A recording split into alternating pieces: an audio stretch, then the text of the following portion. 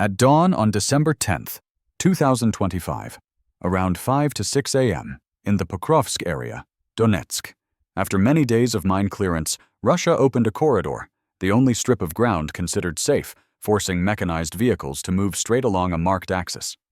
Outside it, the terrain was still treated as unconfirmed. For the crews, this carried a clear meaning. The most dangerous part was behind them. A T-72B3M led the column.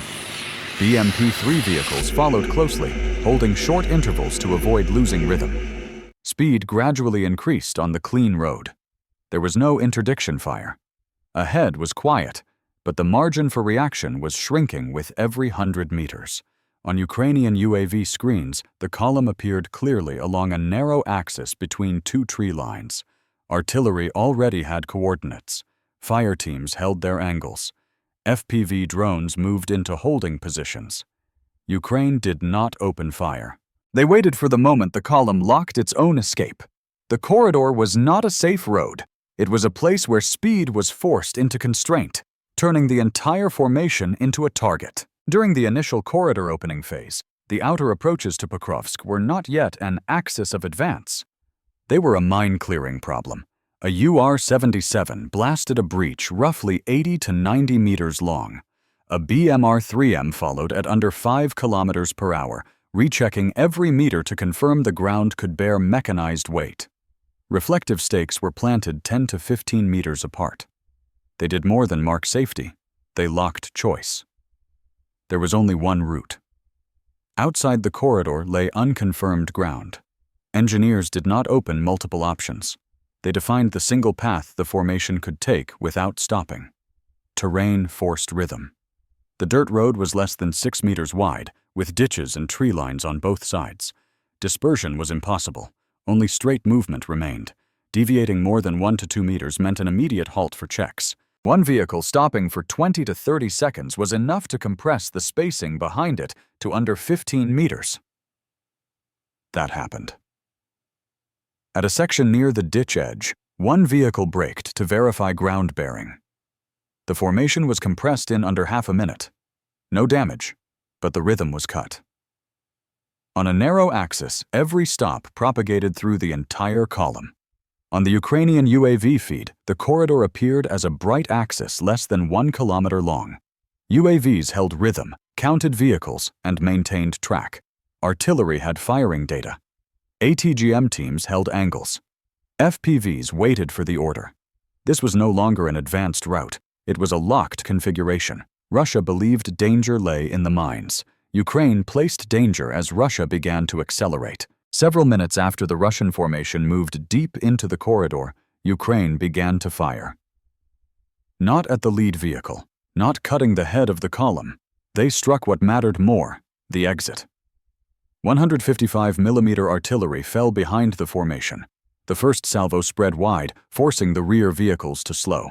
The next tightened, compressing the cluster, turning the narrow road into a zone that could not be crossed for dozens of seconds. On an axis less than 6 meters wide, dozens of seconds were enough for the formation to self-compress. Almost simultaneously, an FPV dove into the rearmost blocking vehicle, a BMP-3 or the last truck. Total destruction was unnecessary. It only needed to be immobilized, its hull skewed, right at the raised section near the ditch edge. In this corridor, a stationary obstruction was not an obstacle. It was a lock.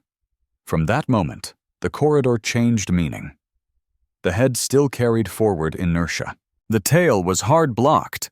Distances between vehicles shrank to under 15 meters. Dust and smoke flooded the axis. Observation broke. The head could not see the tail, and the tail could not see the head. There was no need to destroy the entire column.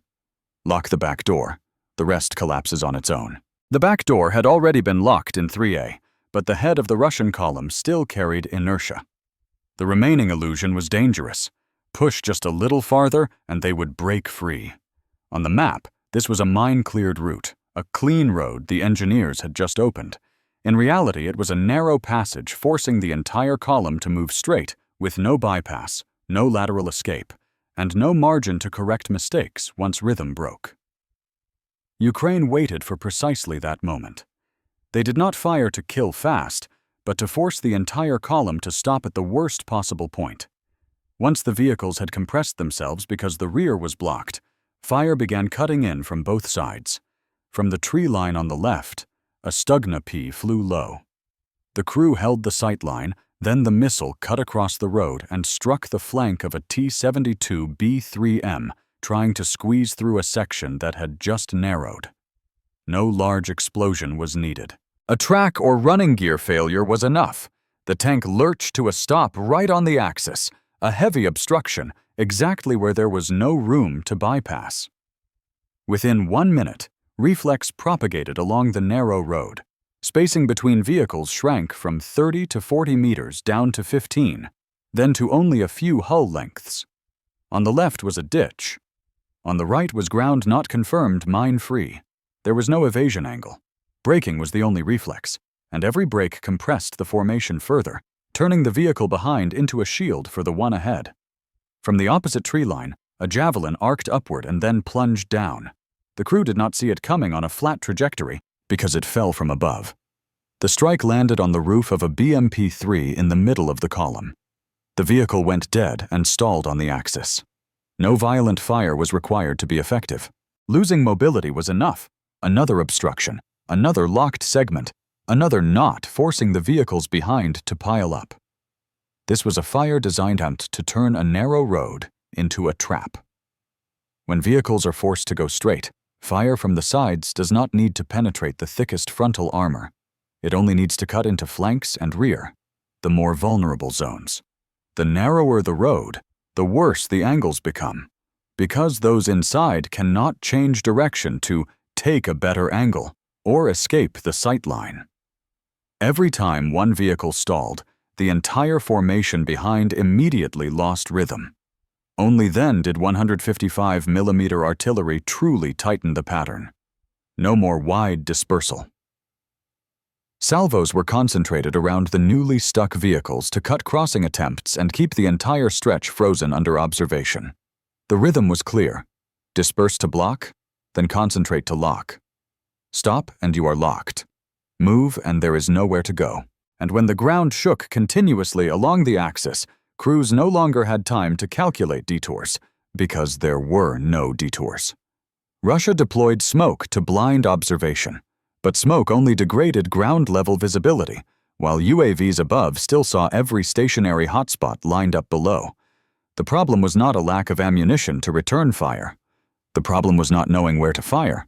Firing teams were hidden in tree lines, relocating after each launch. Artillery was adjusted from the air. FPVs could dive directly into whichever vehicle was creating the current jam without exposing themselves. From here, the column was no longer an assault spear. It became a line of vehicles trapped in a narrow road, each crew dealing with smoke and dust in its own bubble, unable to see the whole picture to coordinate. And that was the moment thick armor became meaningless, not because steel was weak, but because in this narrow passage they had lost the most important thing of all, the right to choose direction and the right to hold rhythm. After 3B, Ukraine no longer needed to fire to burn down the Russian column. The objective had completely shifted.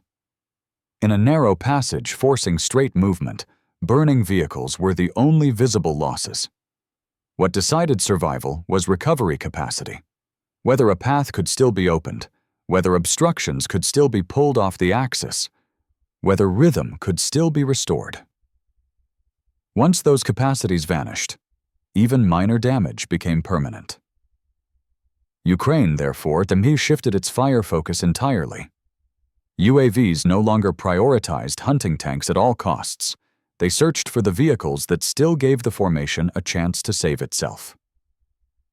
BMR-3M engineer vehicles and recovery trucks.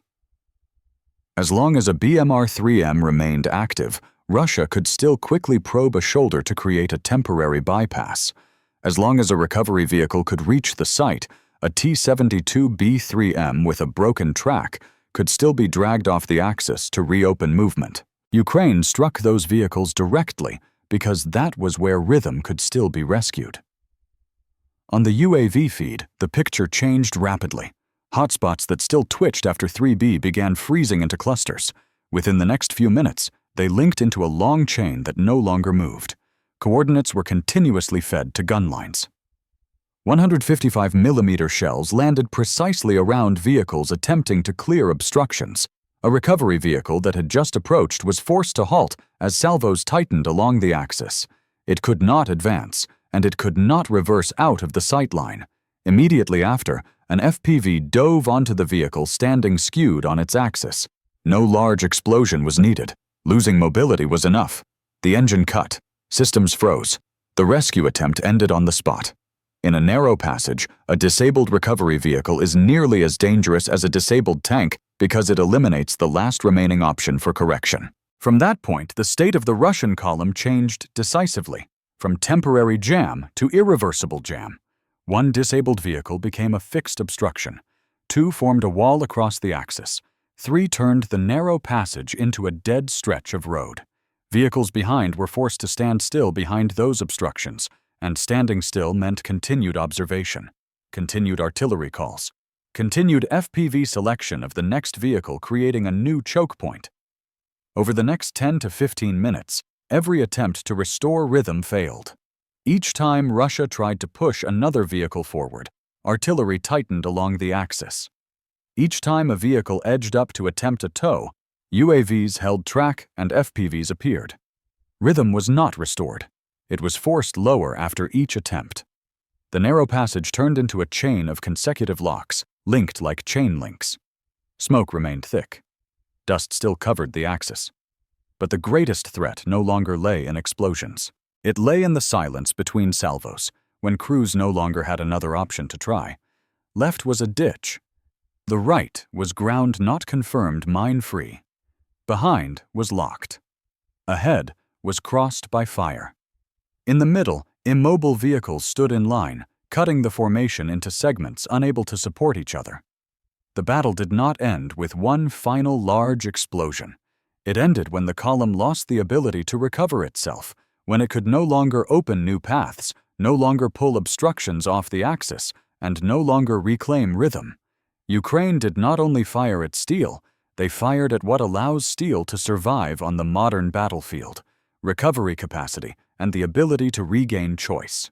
The breaking point in this fight was not the number of vehicles disabled, but the chain of capabilities that was cut.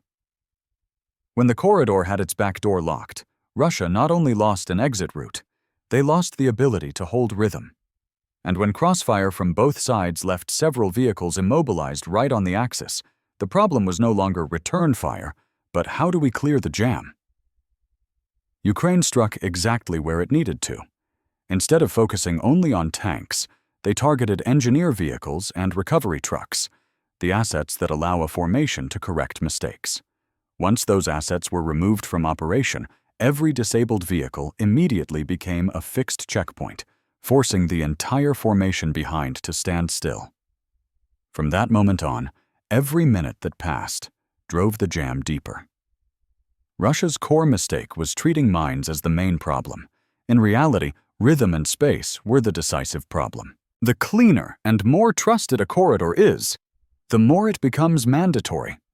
And a mandatory road can always be turned into a trap.